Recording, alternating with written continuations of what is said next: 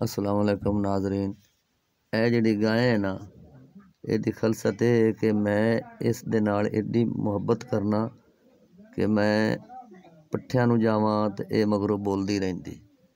ਜੇ ਮੈਂ ਘਰ ਤੋਂ ਬਾਹਰ ਬਾਥ ਚਲਾ ਜਾਵਾਂ, ਥੋੜ੍ਹਾ ਜਿਹਾ ਅੱਗੇ ਪਿੱਛੇ ਵੀ ਜਾਵਾਂ ਤੇ ਪਿੱਛੇ ਬੋਲਦੀ ਰਹਿੰਦੀ। ਤੇ ਇੱਕ ਮੇਰੇ ਤੋਂ ਇਲਾਵਾ ਕੋਈ ਵੀ ਘਰ ਵਿੱਚ ਹੋਵੇ ਤੇ ਉਹਦੀ ਮੇਰੀ ਨਹੀਂ ਬੋਲੇਗੀ। ਇਹ ਬੜੀ ਪਿਆਰੀ ਗਾਂ, ਮੈਂ ਇਸ ਦੇ ਨਾਲ ਬੜੀ ਮੁਹੱਬਤ ਕਰਨਾ ਹੈ, ਮੇਰੇ ਨਾਲ ਮੁਹੱਬਤ ਕਰਦੀ। ਜਾਨਵਰਾਂ ਨੂੰ ਵੀ इतनी पछाण है कि यह मेरा मालक है, ये मैनू पट्ठे पांदा है, ये मेरे नाल प्यार करदा है। ते होर भी तो सारे घर विच होंदे ही हैं ना। गल करन दा मतलब ये कि इंसान इतनी पछाण या कदर नहीं करदा जितनी हवान चीज़ नू पछाण या कदर इंसान दी है कि यह अच्छा है, यह बुरा है, यह इंज है, यह आओ है। इसदा हुण दुकान ते गया तो पिछों बोलती रही है।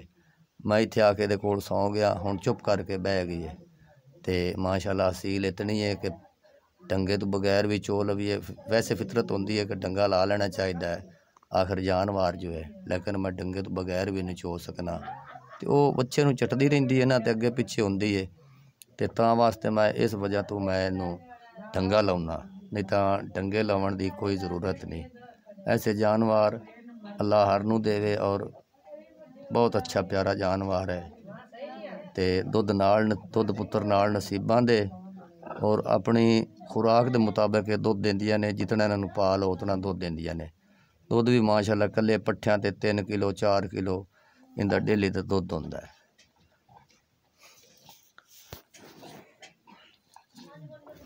अगली वीडियो ते फिर मिलांगे।